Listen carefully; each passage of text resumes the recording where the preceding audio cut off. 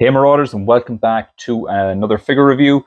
And today we are taking a look at Masters of the Universe, Masterverse He-Man, and this is the 40th anniversary He-Man figure. This is my first ever Masterverse figure to buy. I did pick this up from Uncanny Collectibles, so I will put a link in the description below. We take a look at the packaging first. So there we've got He-Man inside there, a nice little reflective sticker there on the box there, which looks really nice. This really old 80s style artwork on the side of the box. Really, really lovely artwork on the back there of He-Man and Battle Cat and Castle Grayskull and Skeletor down here, which leads me to hope that we may get a Masterverse 40th anniversary Skeletor in the future. I know I'm a bit late to the party with this figure, but anyway, listen, I don't care. So let's get him open and we'll take a look at him. Okay guys, so here we have He-Man out of his packaging, and he's a really, really lovely figure. And these are the accessories that he comes with. So first we take a look at them. So we've got his axe. Some really great detail on the axe as well. You can actually see all the chipping and battle damage that's on that there. It looks absolutely amazing. I know that for the San Diego Comic-Con version that was released, these were all metal. But for the general release, we got them in plastic. But there's great detail, and we've even got some nice binding there on the handle. Looks great. The shield, that shield with the lovely grey and orange, it's very reminiscent of the old figure. You can see the strap there that he holds at the back there. Looks great. Lovely rivets around it there. And of course the Sword of Power itself, which looks fantastic. It's just this really chunky sword. Just looks great. That hilt that we all know, it's really iconic. Again, the nice wrapping there on the handle. There's a slight bit of warpage on my one, but look, I suppose if you heat it up in a bit of hot water or a hairdryer or something, you can straighten it out. I'm not really overly fussed about it, because when you have a post on the shelf, you hopefully won't see it. So we've got the hand here for holding the shield. Nice. We've got a bit of peg there, and a bit of rotation on it. And we've got a punchy hand for punching old Skeletor in the face, and really nicely detailed as well. As for the figure himself, really, really great attention to detail on this. It's sort of like a textured plastic. Strange.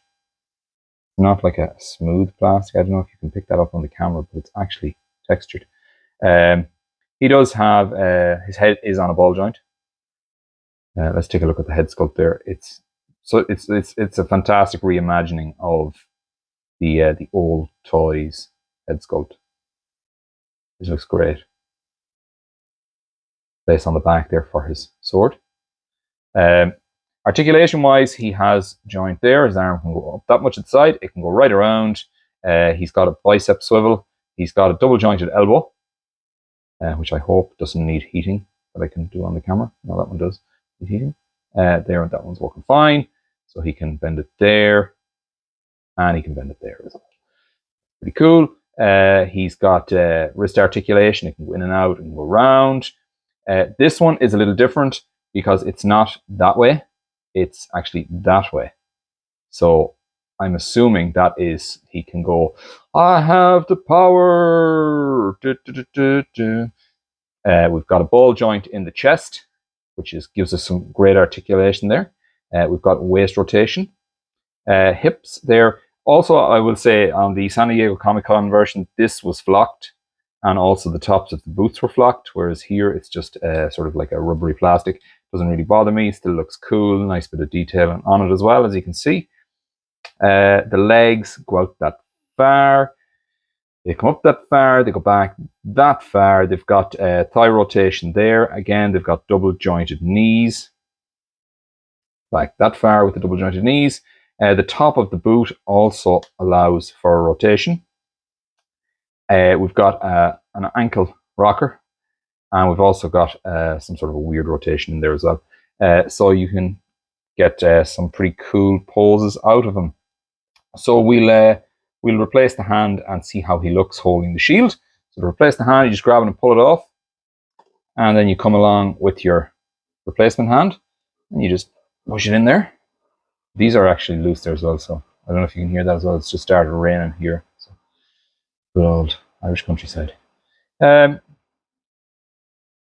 Oh, there we go. That's sorted now. Right, so we'll get the shield in his hand and put the shield on. You just put it in there, push it right up, and he holds it like that. That's actually a really good idea, the way that sort of slips in there around that, just to give it that bit of extra security.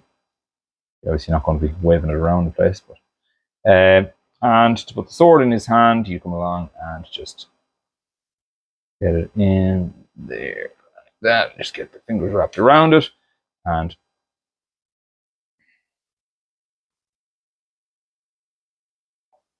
holy moly, doesn't he just look so cool?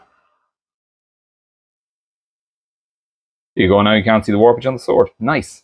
And then you can go, I have the power, where he looks up like that, and he puts his arm up in the air with the sword pointing to the sky, like that. Da, da, da, da, da, I have the power!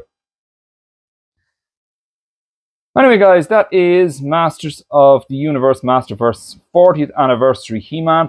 Also, when I bought this, I also bought the Sorceress and Fisto. I've already opened these guys. They're the same as Masterverse figures, or as the Origin figures before, where we all know Fisto as the most unfortunately named Masters of the Universe character in probably in existence, where he looks at his fist and goes, "Mattel, why did you do this to me?" So he's really nice. I got all these guys from Uncanny Collectibles, I should say. I also bought the Sorceress, because I had gotten the Sorceress with Castle Grayskull. I never had this figure when I was a child, but I saw this on sale and I was like, you know what? I never had the Sorceress. I'm going to get the Sorceress. So anyone, if you want to see the articulation in this, just watch the Castle Grayskull review. I review the Sorceress in that. I will compare her to her. Oh, there's Fisto gone. So as you can see, it's the very same mold, just in different colours. But I had to go with the classic Sorceress just to have her. Accessory wise, she does come with the same thing. So that is the Origin figures, but it has to be the Masterverse He-Man for me all the way. That is just such a cool figure. So guys, that is it from me for this one. Guys, I'll catch you in the next one. Thanks for watching. Later.